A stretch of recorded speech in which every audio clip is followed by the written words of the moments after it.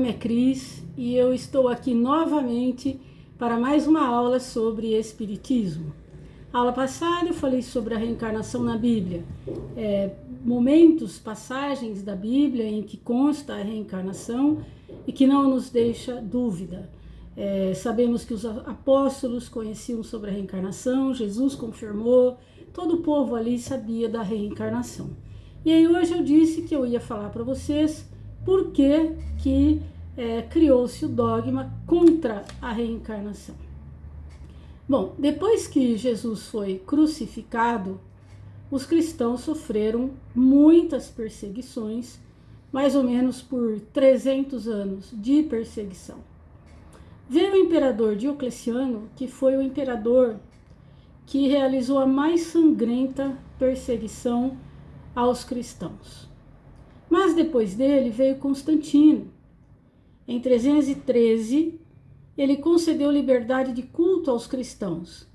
E em 380, o edito tessalônico do imperador Teodósio proclamou o cristianismo religião oficial do Estado.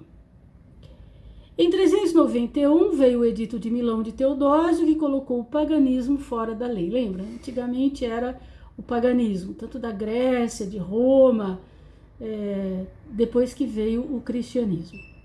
Mas foi com Justiniano e a sua esposa Teodora que veio o dogma contra a reencarnação. Por que aconteceu isso? Porque Justiniano, ele era um imperador e ele se casou com Teodora. Acontece que Teodora era uma meretriz. Ela era muito linda e ela conquistou o coração de Justiniano a tal ponto que ele fazia todas as vontades dela e dava apoio integral para tudo que ela fizesse. Mas por ela ser meretriz, Roma odiava essa mulher. E Justiniano fez com que ela se tornasse imperatriz, porque afinal de contas ele se casou com ela. O que aconteceu? As meretrizes da época, que eram amigas de Teodora, tinham sido amigas dela, elas começaram a falar para todo mundo que a profissão delas era muito digna, porque afinal de contas, uma imperatriz era meretriz. E, portanto, a profissão de meretriz era uma profissão muito, muito importante. Mas, na verdade, as meretrizes faziam isso por inveja, né? Como que uma meretriz chega a conquistar o cargo de imperatriz. Então, elas ficavam propagando isso aos quatro ventos, na verdade, para provocar Teodora, para lembrar Teodora e lembrar o povo de que ela não passava de uma meretriz. Teodora ficou muito brava e mandou matar. E ela matou 550 meretrizes, ou como o povo matava na época, hein, gente?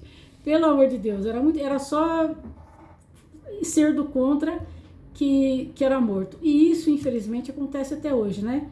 De repente, algum político some, a gente não sabe como, um helicóptero cai, não se sabe como também, falha técnica. Isso vive acontecendo até nos dias de hoje, né? Bom, então Teodora mandou matar 550 meretrizes, mas acontece que o povo de Roma, que não gostava de Teodora, começou a bradar e a gritar. Quando via Teodora, o povo, eles gritavam o seguinte: você vai ter que voltar 550 vezes para pagar esse crime hediondo que você cometeu de ter matado 550 meretrizes. Isso era constante, né? Falavam para ela, gritavam para ela. E ela chegou para Justiniano e disse: eu vou morrer antes de você. E de fato morreu mesmo. Só que, quando eu morrer, você vai convocar o concílio e vai pregar contra a reencarnação. Você vai tirar a reencarnação do cristianismo, porque eu não quero voltar mais. Imagina, olha a pretensão, né?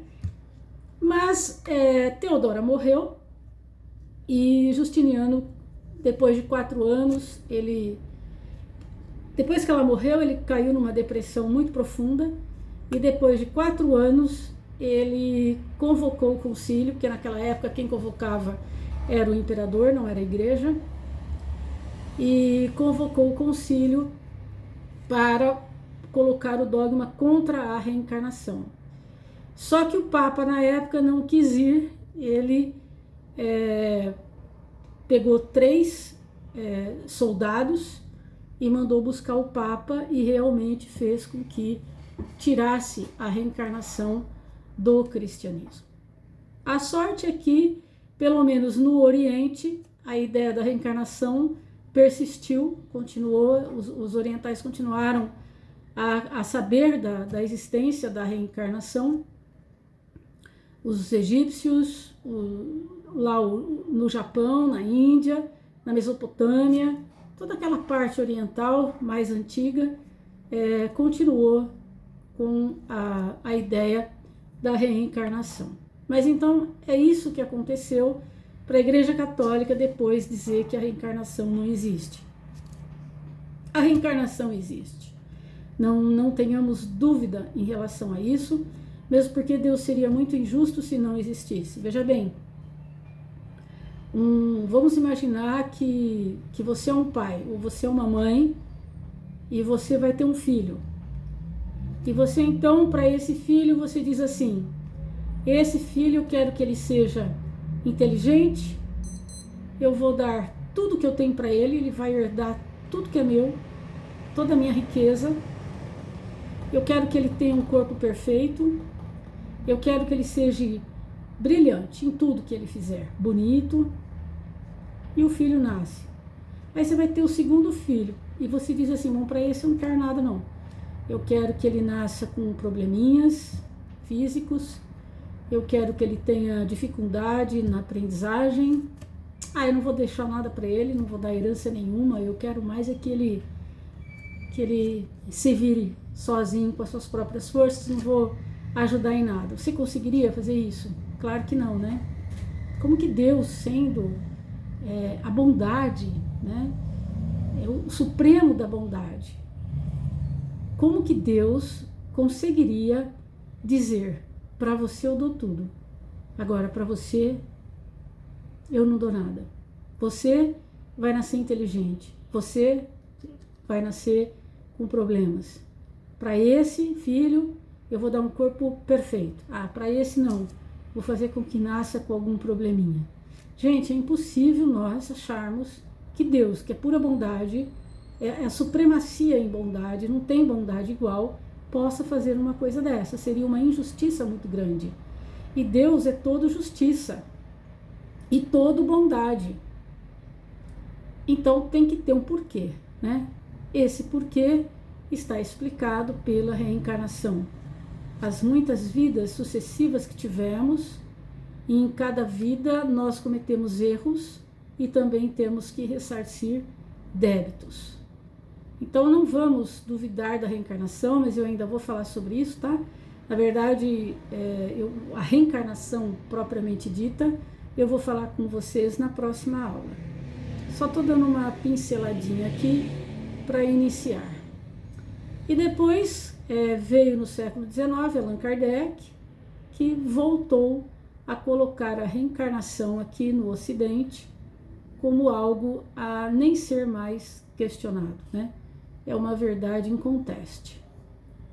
E vou dizer a vocês também que a reencarnação, ela acontece pela misericórdia de Deus.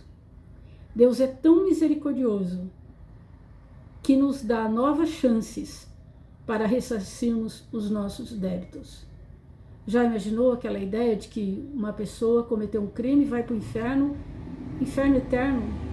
Não tem mais solução para essa pessoa, onde já se viu. Deus criou os seus filhos para que vivam, para que tenham vida e que a tenham em abundância. Nós nascemos para sermos felizes.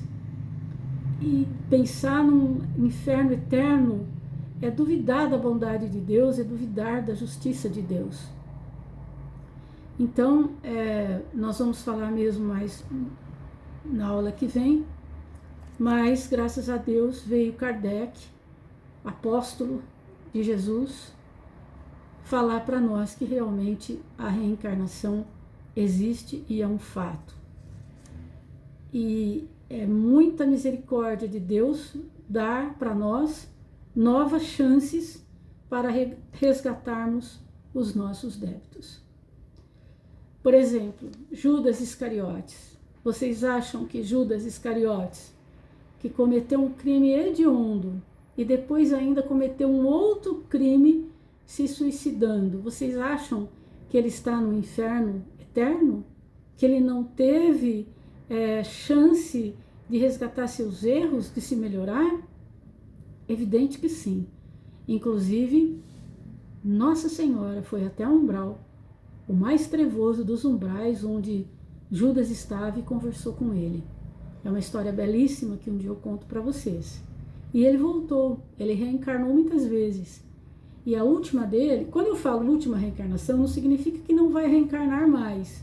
É que eu digo assim, a última do tempo, né? Ele reencarnou como Joana d'Arc, que também, ele vendeu Jesus, né? Com 30 moedas de prata. E a Joana d'Arc, ela foi vendida, vamos dizer assim, por 30 moedas de euro, né?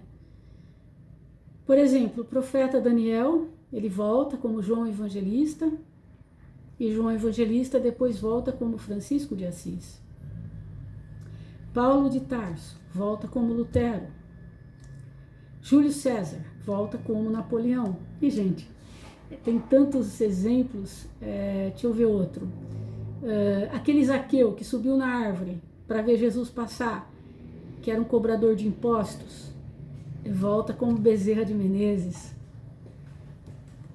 Joana de Ângeles, que é a mentora do Divaldo Pereira Franco, que por sinal já está reencarnada novamente, ela foi Joana de Cusa, ela foi Clara de Assis, né, que viveu com Francisco de Assis.